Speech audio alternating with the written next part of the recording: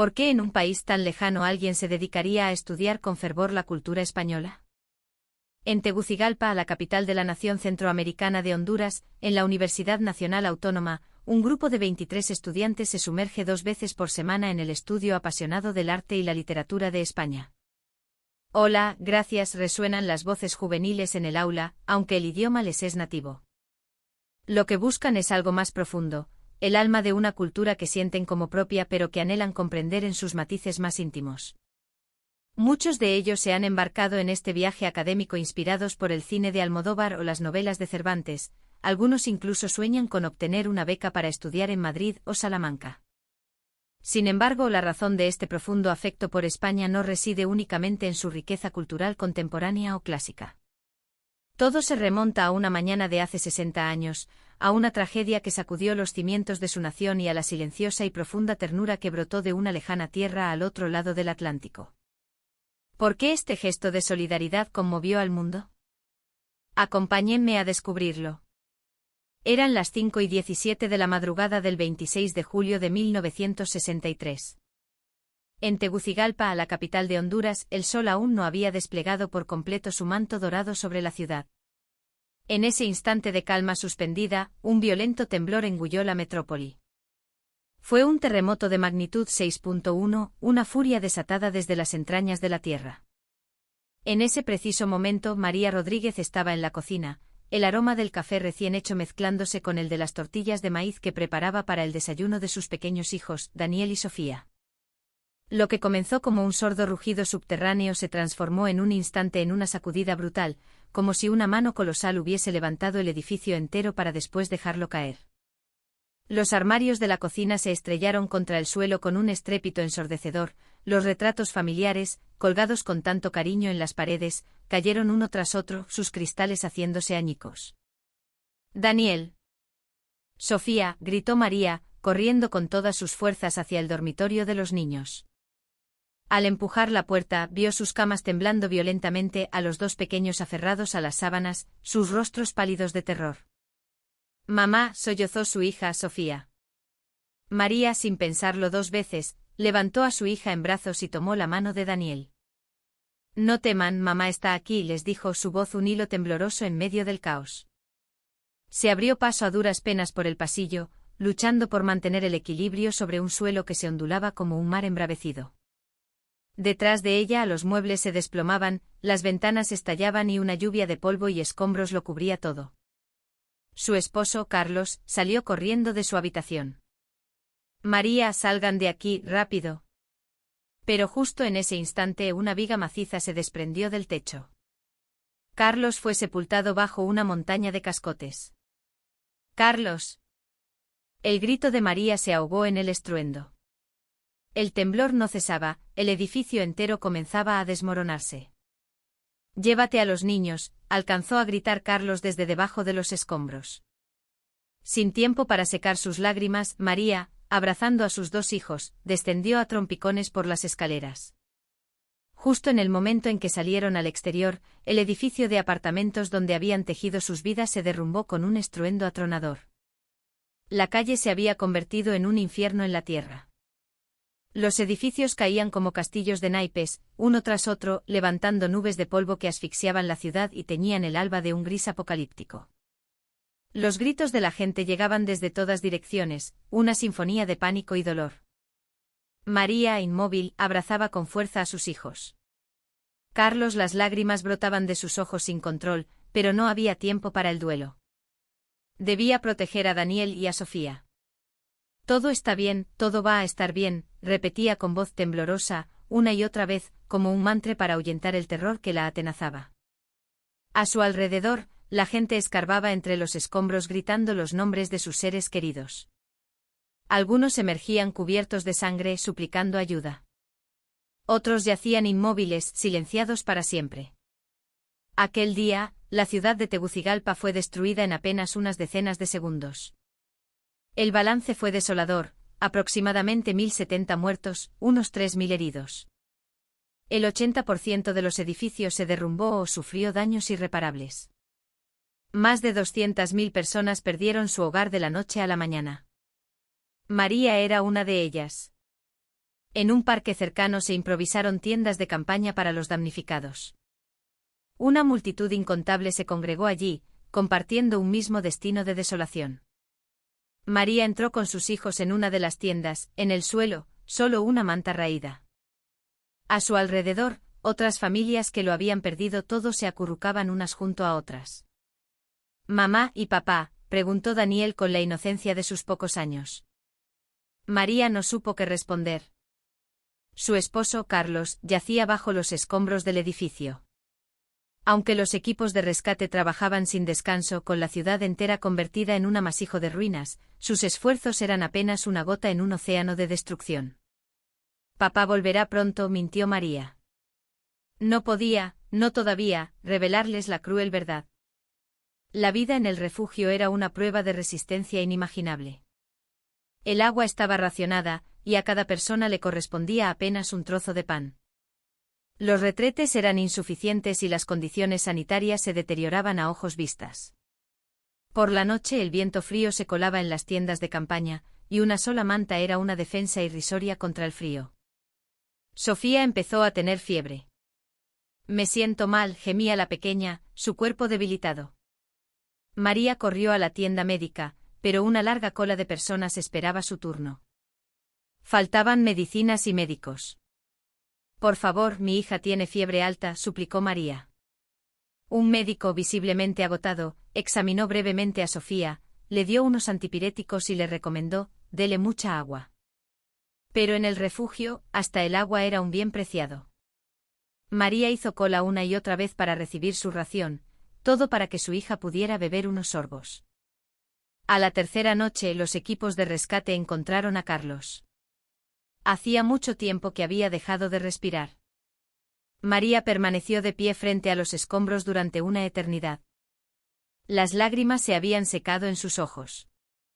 «Mamá», dijo Daniel, tomando su mano con su pequeña manita, «papá se ha ido al cielo». María se arrodilló y abrazó a su hijo con fuerza. «Sí, cariño. Y desde el cielo nos cuidará siempre». Durante la semana siguiente la desesperación se apoderó del refugio. ¿Cómo seguir viviendo? La gente había perdido sus hogares, sus trabajos, sus familias. María estaba entre ellos. Por la noche, cuando los niños dormían, lloraba en silencio. ¿Qué vamos a hacer ahora? Nadie podía darle una respuesta. En el refugio los niños enfermaban uno tras otro. Los ancianos, vencidos por el cansancio y la angustia, se debilitaban día a día. María hacía cola a diario para recibir su magra ración de pan y agua, y se la daba toda a sus hijos. Ella apenas comía. «Tú también, mamá», le dijo Daniel, ofreciéndole su trozo de pan. «Mamá no tiene hambre, come tú». María esbozó una sonrisa, pero detrás de ella se ocultaba una desesperación abismal. Fue entonces cuando la ayuda internacional comenzó a llegar. Estados Unidos, Brasil, y desde el otro lado del océano, España. En las cajas que llegaron al refugio, unas letras impresas llamaron la atención de María: España. Había oído hablar de ese país, por supuesto, una tierra madre unida por la historia y la lengua, pero se sentía tan lejana. Las cajas contenían medicamentos, latas de comida, arroz. «Esto es ayuda de un país llamado España», explicó el hombre que repartía los suministros. «Están lejos, pero nos están ayudando». María tomó una caja y susurró: «Gracias». Esa noche María abrió una lata para sus hijos. Era la primera comida caliente y decente que probaban en días. «¡Qué rico!», exclamó Sofía con una sonrisa. Al verla, María sintió un primer atisbo de esperanza. Al día siguiente en el refugio apareció un recorte de periódico. María lo leyó. Informaba sobre la decisión de España de ayudar a Tegucigalpa. El artículo destacaba que España misma aún se estaba recuperando de las profundas cicatrices de su propia guerra civil y que su economía, aunque en crecimiento, no era opulenta. Entonces, ¿por qué ayudar a un país tan lejano? El artículo citaba a un funcionario español: «Somos pueblos hermanos, unidos por una lengua y una historia. Su dolor es nuestro dolor. No podemos quedarnos de brazos cruzados ante el sufrimiento de quienes comparten nuestra sangre y nuestra cultura». María leyó esa frase una y otra vez. Su dolor es nuestro dolor. No era solo ayuda material, era una declaración de empatía, de hermandad. La ayuda española siguió llegando al refugio: mantas, ropa, tiendas de campaña, medicinas. Poco a poco, las sonrisas comenzaron a reaparecer en los rostros de la gente. También en el de María. Daniel, Sofía, llamó a sus hijos: miren esta caja. Hay gente en un país muy lejano que nos está ayudando. Daniel trazó con su dedito las letras en la caja. ¿España? Sí. Ojalá algún día podamos darles las gracias. Por primera vez, María lo deseó de todo corazón. Por la noche, envuelta en una manta, María miraba hacia afuera. La ciudad seguía siendo un campo de ruinas, pero el calor que llegaba de aquel país lejano había encendido una pequeña luz en su corazón. Quizás, susurró, podamos volver a levantarnos. Esa minúscula esperanza se convirtió en la fuerza que la sostuvo. La decisión de España de prestar ayuda se basaba en una profunda afinidad histórica y cultural. Pero también en una memoria del dolor. España había sufrido una devastadora guerra civil menos de 30 años antes, un conflicto que había dejado el país en ruinas y a su pueblo sumido en la pobreza. Esa experiencia de reconstrucción desde la ceniza, de superar la adversidad, estaba fresca en la memoria colectiva. Por eso, como pueblo que conocía el sufrimiento, no podían ignorar la tragedia de Tegucigalpa. En 1963, España estaba en pleno milagro económico, una etapa de rápido crecimiento industrial y modernización. Sin embargo, el país no era rico. A pesar de ello, el gobierno español decidió enviar ayuda, movido por un simple principio de solidaridad humana. En el refugio, María no dejaba de pensar en España. ¿Qué clase de gente vivía allí? ¿Cómo era su cultura? ¿Por qué ayudaban a un país tan lejano? Un día, llegó al refugio un equipo médico español. Varios hombres y mujeres con batas blancas comenzaron a atender a la gente. María llevó a Sofía para que la examinaran. ¿Es su hija?, preguntó un médico español con una mirada amable. Sí, es mi hija. Desde el terremoto ha tenido fiebre. El médico examinó a Sofía con esmero y le recetó unos medicamentos. No se preocupe, se pondrá bien pronto. Al oír esas palabras pronunciadas en su propio idioma con un acento suave y reconfortante, María no pudo evitar emocionarse. Muchas gracias, de verdad, muchas gracias. El médico sonrió y asintió. Aunque eran extraños, esa ternura se sintió real y cercana. Los ojos de María se humedecieron. Esa noche pensó: España debe de ser un país de gente buena y generosa. Un país que incluso en sus propias dificultades, es capaz de compadecerse de los demás. ¿Podré algún día devolver este favor?, rezó en silencio. Esa plegaria, décadas más tarde, se haría realidad de una forma inesperada. Días después, llegó un nuevo envío de ayuda, ropa infantil desde España. María vistió a Daniel y a Sofía con las prendas nuevas. ¿Me queda bien?, preguntó Sofía, feliz. Te queda precioso, respondió María con una sonrisa. Daniel miraba la etiqueta de su camisa. En letras pequeñas ponía: hecho en España. Mamá, ¿qué pone aquí? Significa que está hecho en España. Ah, España, repitió Daniel. En el corazón de aquel niño, el nombre de ese país quedó grabado para siempre. Sería el catalizador de un gran cambio en su vida. En el refugio, las sonrisas volvían a los rostros. No solo por la ayuda de España, la solidaridad llegaba de todo el mundo. Sin embargo, el verdadero desafío apenas comenzaba. Reconstruir la ciudad, recuperar el futuro, un largo camino estaba por delante.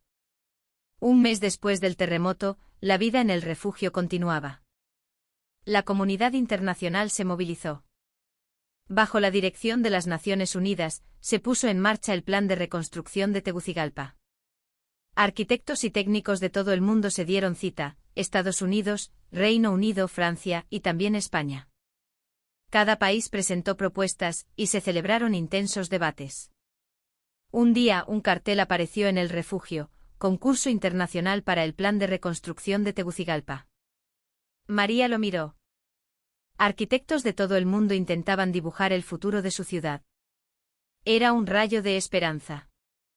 En la primavera de 1964 se anunció el esquema del plan de reconstrucción. Los periódicos publicaron grandes titulares: Un nuevo futuro para Tegucigalpa. El artículo presentaba las propuestas de los distintos países. Entre ellas, la de España destacaba de manera especial. El proponente era un arquitecto de fama mundial, una de las figuras más influyentes del modernismo español, conocido por obras audaces y vanguardistas. Su nombre, Francisco Javier Sáenz de Oiza, quedó grabado en la mente de María. Sin embargo, el camino de la reconstrucción no fue fácil. Faltaba financiación, los materiales de construcción se retrasaban y, lo más importante, la incertidumbre atenazaba a los ciudadanos. ¿Volvería la ciudad a ser como antes? ¿Cuándo podríamos volver a nuestros hogares? En el refugio, esas preguntas se oían a diario.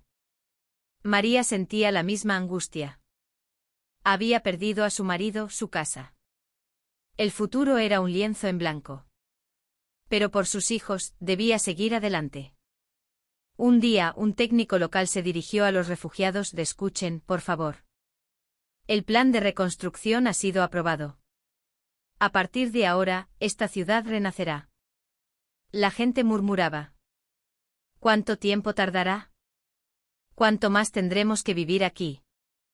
Las preguntas se sucedían. El hombre respondió con voz serena: llevará tiempo, pero el mundo entero nos apoya. Esta ciudad resurgirá.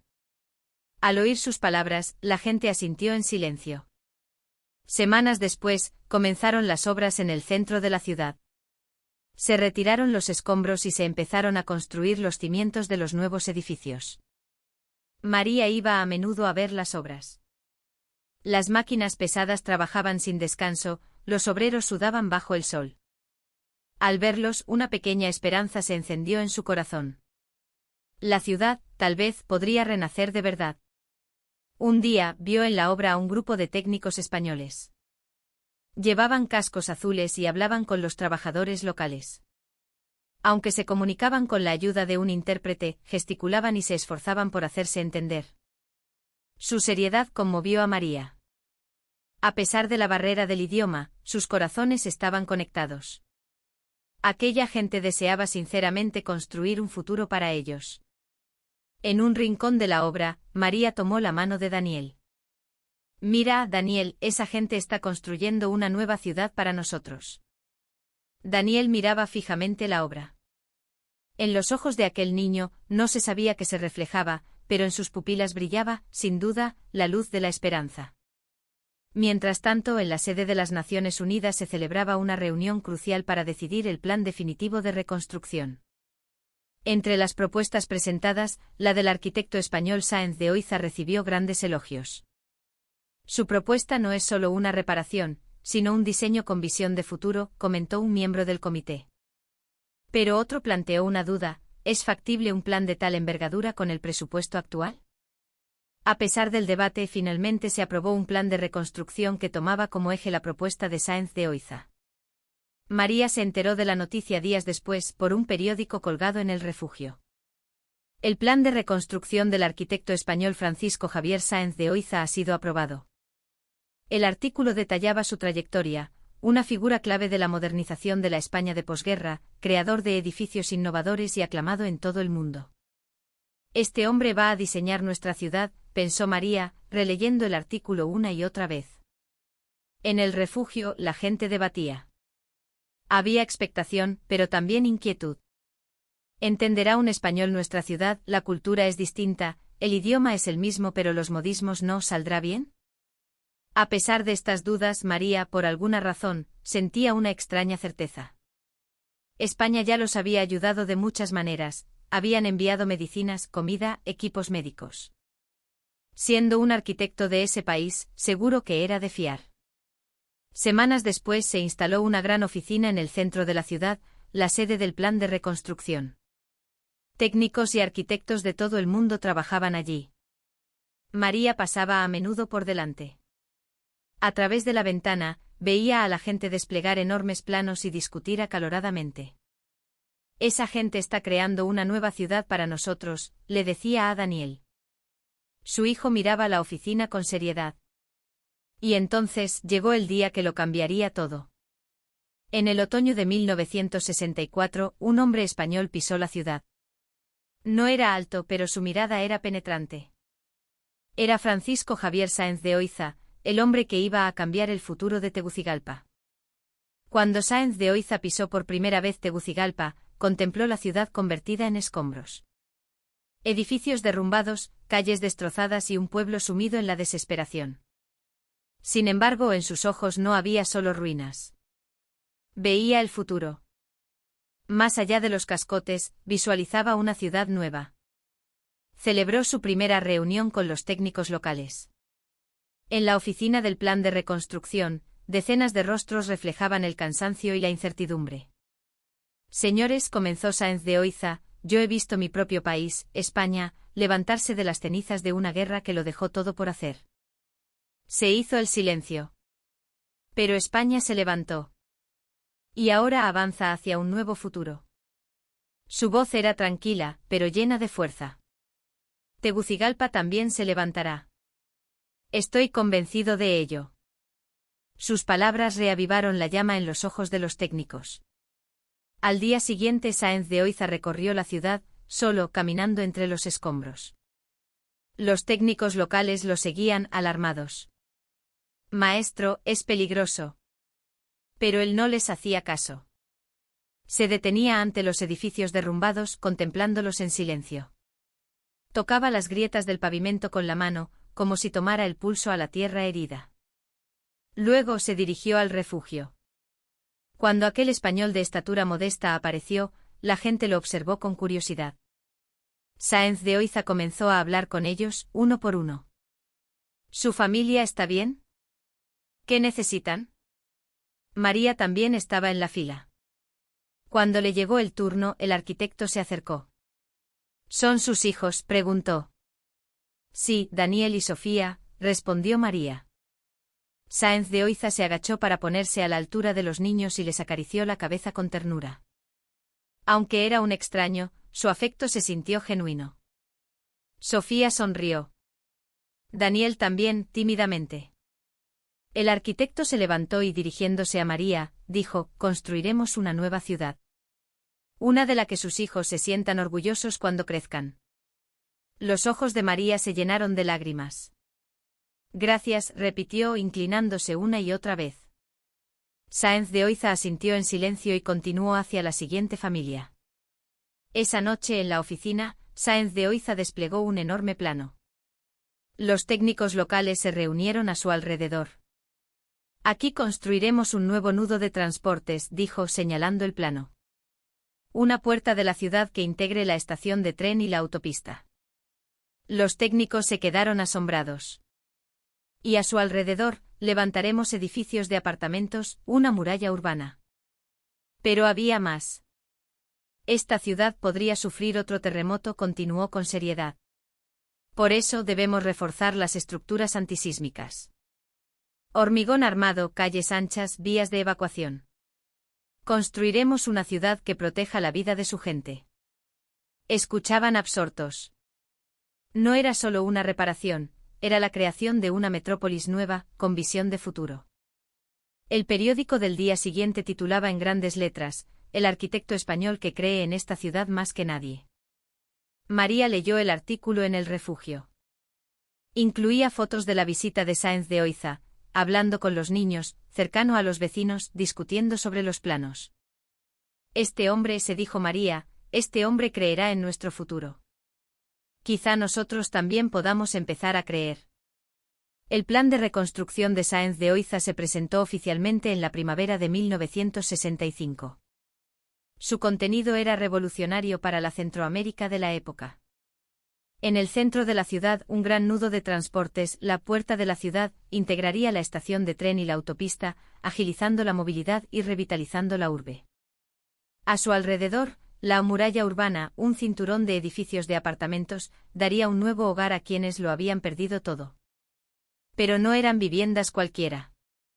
Estructuras reforzadas de hormigón armado, calles más anchas y vías de evacuación seguras. Un diseño pensado para proteger a la gente en caso de otro terremoto. La filosofía de Sáenz de Oiza era clara: la ciudad es para las personas. Si no se escucha su voz, no tiene sentido. Y cumplió su palabra. Visitó los barrios, habló con los vecinos, debatió con los técnicos, puliendo el plan paso a paso. Un día, María fue a la oficina del plan de reconstrucción para solicitar una nueva vivienda. En la pared, una maqueta gigante mostraba la nueva Tegucigalpa. Rascacielos, amplias avenidas, parques llenos de verdor. Esta será nuestra ciudad, pensó María, conteniendo la respiración. Era más bella y poderosa de lo que había imaginado. El funcionario de la ventanilla le explicó: los nuevos apartamentos comenzarán a entregarse el año que viene. Se asignarán por orden de solicitud. ¿De verdad?, preguntó María. Sí, el maestro Oiza lo ha prometido. Se cumplirá. Al oírlo, los ojos de María se humedecieron. Gracias. En las obras, técnicos españoles y obreros locales trabajaban codo con codo, sudando juntos. Aunque hablaban el mismo idioma, las diferencias culturales a veces requerían sonrisas y gestos para entenderse. Se pasaban las herramientas, colaborando en la tarea común. María llevaba a menudo a Daniel y a Sofía a ver las obras. Mira, esa gente está construyendo nuestro nuevo hogar. Daniel miraba con atención. Las grúas gigantes, el ensamblaje de las vigas de acero. Aquella imagen quedó grabada en su joven mente. Un día, un técnico español que trabajaba en la obra se dirigió a Daniel. ¿Te interesa esto?, le preguntó. Daniel asintió, tímido. El técnico, sonriendo, le mostró la herramienta que tenía en la mano. Esto se llama nivel. Sirve para comprobar que el edificio esté recto. Los ojos de Daniel brillaron. Ojalá de mayor tú también construyas casas, le dijo el técnico con amabilidad. Esas palabras encendieron una llama en el corazón de Daniel. Yo también quiero hacer este trabajo, pensó. Las obras avanzaban a buen ritmo. Entre 1965 y 1966, el paisaje de la ciudad se transformó. Desaparecieron los escombros, se afianzaron los cimientos y los esqueletos de los edificios se alzaron hacia el cielo. María iba a ver las obras casi todas las semanas. Cada vez, la ciudad era diferente. Era el símbolo de la esperanza. Un día, Sáenz de Oiza volvió al refugio para informar sobre el progreso de las obras. Señores, comenzó, la primera fase de las nuevas viviendas estará terminada el año que viene. 500 familias podrán mudarse. Un clamor de júbilo resonó en el refugio. Después seguiremos construyendo hasta que todos tengan un nuevo hogar. No nos rendiremos. La gente estalló en un aplauso atronador. María también aplaudía, con lágrimas en los ojos. En el otoño de 1966, se terminaron los primeros edificios de apartamentos. Eran construcciones blancas de 10 pisos. El sol entraba a raudales por las ventanas y los amplios balcones se alineaban en la fachada. Tras un sorteo, María fue una de las primeras seleccionadas. ¿De verdad? ¿Es verdad?, preguntó una y otra vez. El funcionario sonrió y asintió. Sí. La semana que viene le daremos las llaves. El día de la mudanza, María fue con sus hijos a su nuevo hogar. Subieron en ascensor hasta el 5º piso. El pasillo era luminoso y tranquilo. Se paró ante la puerta, giró la llave y, al abrirse, se quedó sin aliento. Un salón espacioso, 2 dormitorios, una cocina con fogones y fregadero nuevos. Desde la ventana, se veía el paisaje de Tegucigalpa en plena reconstrucción. «Mamá, ¿esta es nuestra casa?», preguntó Sofía con los ojos brillantes. «Sí, este es nuestro nuevo hogar». María respondió con lágrimas en los ojos. Daniel miraba por la ventana. Las grúas en movimiento, los edificios en construcción y el vasto cielo azul. «Mamá, mira», señaló a lo lejos. «Allí están trabajando los españoles». Efectivamente, a lo lejos, se veían las figuras con cascos azules. «Sí, ellos han construido esta ciudad para nosotros», dijo María, poniendo la mano en el hombro de Daniel. «No lo olvides nunca». No olvides a la gente que nos ayudó. No, no lo olvidaré, asintió Daniel con firmeza. Esa noche María durmió en una cama de verdad por primera vez en 3 años. El calor de las mantas, el silencio de la habitación y las luces de la ciudad tras la ventana. Mirando al techo, se acordó de su marido. Carlos, ¿lo ves? Tenemos un nuevo hogar. Los niños crecen sanos.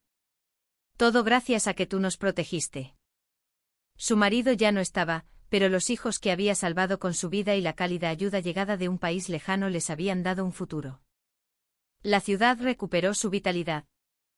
Las tiendas reabrieron, las escuelas se reconstruyeron y las risas de los niños volvieron a resonar en las calles. Daniel comenzó en una nueva escuela. En clase el profesor preguntó: ¿qué quieres ser de mayor? Daniel respondió sin dudar: quiero ser arquitecto. Como los españoles que construyeron nuestra ciudad. El profesor sonrió con ternura. Es un sueño precioso. Ánimo. La ciudad, lentamente pero con paso firme, renacía. Siguiendo el diseño de Sáenz de Oiza, se erigieron edificios antisísmicos, se trazaron amplias avenidas y se crearon parques frondosos. La gente volvía a creer en el futuro. ¿Y quién les había devuelto esa fe? Era un arquitecto de un lejano país y la generosidad de su pueblo. En la primavera de 1967, el rostro de Tegucigalpa era completamente nuevo. Rascacielos se alzaban imponentes, las calles eran amplias y en los parques, los árboles recién plantados daban sombra a los niños que jugaban. Donde antes había montones de escombros, ahora bullía la vida. Mirar la ciudad desde la ventana se convirtió en una costumbre para María. Los nuevos edificios bañados por el sol de la mañana, la gente yendo y viniendo, las obras que aún continuaban. La ciudad ha renacido de verdad, se decía. Aquel día de hacía 4 años, cuando lo perdió todo, no veía ningún futuro. Ahora, vivía una vida nueva. Era casi un milagro. Un día se celebró una ceremonia en el centro de la ciudad para conmemorar la finalización del plan de reconstrucción. María asistió con Daniel y Sofía. Cientos de personas se congregaron en la plaza. En el estrado estaba Sáenz de Oiza. El alcalde comenzó su discurso: amigos, no podemos olvidar la tragedia de hace 4 años. Pero nos hemos levantado. Gracias a la ayuda del mundo entero. Y en especial, gracias a la cálida ayuda de España, sin la cual la Tegucigalpa de hoy no existiría. Un aplauso atronador resonó en la plaza. María aplaudía, llorando. A continuación, Sáenz de Oiza subió al estrado. Cuando llegué a esta ciudad, comenzó, supe que se levantaría de nuevo. Porque aquí vive gente fuerte. Su voz era tranquila, pero cargada de fuerza. Los edificios los construimos los técnicos, pero la ciudad la construyen ustedes, los que viven aquí. Por favor, sigan cuidando de esta ciudad y transmitan este espíritu a las nuevas generaciones. Si la gente se une, puede superar cualquier dificultad.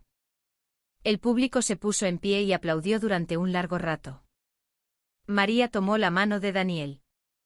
El niño miraba fijamente a Sáenz de Oiza en el estrado, con una determinación inquebrantable en sus ojos. Al terminar la ceremonia, María se acercó a Sáenz de Oiza para darle las gracias. Maestro, muchas gracias por todo. Él sonrió amablemente. No, yo solo hice los planos. Los que han construido esta ciudad son ustedes, los vecinos. María se inclinó repetidamente y luego empujó a Daniel hacia adelante. Este niño dice que quiere ser como usted. Sáenz de Oiza se agachó frente a Daniel. ¿Quieres ser arquitecto? Daniel asintió. Es un buen sueño. Ánimo. Y acarició la cabeza del niño. Aquel instante quedó grabado para siempre en la memoria de Daniel. Esa noche, la familia de María cenó alrededor de la mesa. Comida caliente preparada en la nueva cocina. Hoy es un día especial, vamos a celebrarlo, dijo María, sonriendo. Sofía aplaudía de alegría. Daniel comía en silencio pensativo. Mamá, dijo, voy a ser arquitecto. Y ayudaré a la gente que lo necesite. María miró a su hijo a los ojos. Tenía la misma voluntad firme que su padre. Sí, papá también estaría muy contento, sonrió con ternura. Por la ventana, se veía el paisaje nocturno de Tegucigalpa. Las luces de los nuevos edificios, las farolas que iluminaban las calles y el resplandor de las obras a lo lejos. La ciudad seguía creciendo. Y los niños que crecían en ella, también avanzaban hacia un nuevo futuro con la luz de la esperanza que un día les encendió España. Pasaron unos 30 años. La relación entre España y Honduras continuó. A través de la Agencia Española de Cooperación Internacional para el Desarrollo, se proporcionó asistencia técnica, se mejoró el acceso al agua, se prepararon infraestructuras. Se llevaron a cabo más de un centenar de proyectos de cooperación. En 2017 España colaboró en la construcción de un moderno hospital público en Tegucigalpa, fortaleciendo aún más los lazos entre ambos países. En la Universidad Nacional Autónoma de Honduras, en Tegucigalpa, se crearon cátedras de literatura y arte español. Hoy muchos estudiantes profundizan en la cultura hispánica. En las aulas se oyen debates sobre Goya, Lorca o Buñuel. Muchos se inician por la cultura popular española, pero no solo por eso. España ayudó a la generación de mis abuelos, dice un estudiante. Mi familia me enseñó a no olvidar nunca esa gratitud. Crecimos con esas historias. Cada año se celebra un festival de cine español y actividades que difunden la cultura de ese país. La llama de la amistad encendida hace 60 años sigue ardiendo. 1 de mayo de 2025, Exposición Universal de Madrid. Es el Día Nacional de Honduras. Cientos de personas se congregan en el recinto. En el centro del pabellón, una exposición especial, fotos del terremoto de 1963, Tegucigalpa convertida en escombros, los planos de Sáenz de Oiza y una vista aérea de la ciudad ordenada de hoy. 60 años de historia. En el escenario, gente con trajes típicos baila danzas tradicionales hondureñas. El ritmo vibrante arranca los aplausos del público. Poco después, sube al estrado la ministra de Cultura de Honduras. Señoras y señores, comienza en 1963, nuestra ciudad fue destruida por un terremoto. Se perdieron muchas vidas, lo perdimos todo. La gente cayó en la desesperación. Se hace el silencio. Pero entonces un lejano país, España, nos tendió la mano. Nos enviaron medicinas, comida y esperanza. La voz de la ministra tiembla. Un arquitecto llamado Francisco Javier Sáenz de Oiza creyó en nuestro futuro. No solo diseñó edificios. Se acercó a la gente, sudó con nosotros, dibujó el futuro a nuestro lado. Esa mano que nos tendieron entonces, sigue sosteniendo nuestros corazones hoy. Un aplauso atronador estalla en la sala. La filosofía del maestro Oiza trascendió la arquitectura y se convirtió en parte de nuestro modo de vida. El público se pone en pie y aplaude sin cesar. A continuación, invitan a subir al escenario a un hombre. Es un señor mayor, el arquitecto Daniel Rodríguez. Yo viví el terremoto de 1963, comienza. Siendo un niño conocí el miedo de perderlo todo. Pero la gente de España nos ayudó. Un técnico español me mostró con ternura su herramienta de trabajo. En ese momento tomé una decisión. Los ojos de Daniel se humedecen. Sería arquitecto para ayudar a la gente necesitada. Como el maestro Oiza. Se oyen sollozos en la sala. Ahora enseño arquitectura en mi país. Y siempre les digo a mis alumnos que el servicio al pueblo es la misión del arquitecto. Maestro Oiza, muchas gracias. Daniel se inclina profundamente. El auditorio entero estalla en aplausos. En las redes sociales, las imágenes de la ceremonia se difunden por todo el mundo.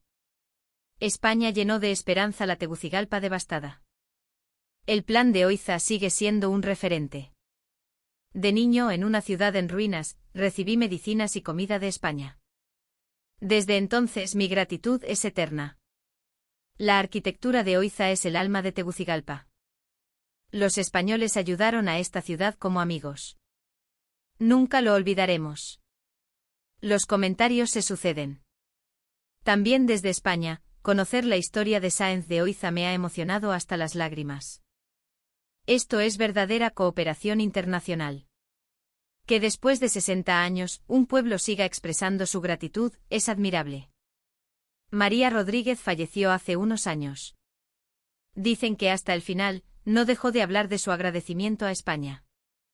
Si España no nos hubiera ayudado entonces, no habríamos sobrevivido. Su hijo Daniel sigue guardando esas palabras en su corazón. Paseando por las calles de Tegucigalpa, se descubren las huellas de España. Equipos médicos en los hospitales, edificios escolares, infraestructuras urbanas. Son la prueba de la ayuda, las huellas de la amistad. Un pequeño país centroamericano y una nación europea, dos países que a lo largo de más de 60 años, han forjado una profunda amistad. Detrás de ella, la actitud de España, que sin buscar nada a cambio, se preocupó sinceramente por el otro. El tamaño del país o la distancia no importan. El deseo de ayudar a los demás puesto en práctica, se transmite a través del tiempo. Los pequeños gestos de solidaridad que elegimos en nuestro día a día, quizás también puedan ser el apoyo de alguien en el futuro. Como el vínculo que se creó entre España y Honduras, ojalá una cálida amistad